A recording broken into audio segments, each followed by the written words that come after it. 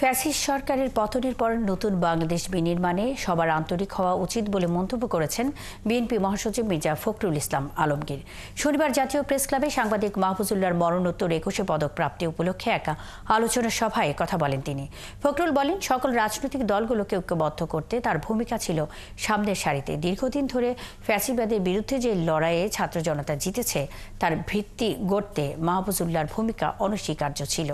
BNP মহাসচিব আরও বলেন, কালোকে কালো আর সাদাকে সাদা বলার সৎসাহস মাহফুজুল্লাহর ছিল। বাসযোগ্য দেশ গড়তে সবাই একসাথে কাজ করলে তার আশা পূরণ হবে বলে মনে করেন মির্জা ফখরুল।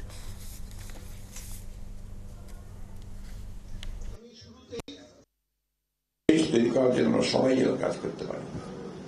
মাহফুজুল্লাহর প্রতি আমাদের সম্মান দেখানো তখনই সফল হবে, চূড়ান্ত হবে, যদি আমরা তার এই আরাধ্য কাজটা আমরা করতে পারি।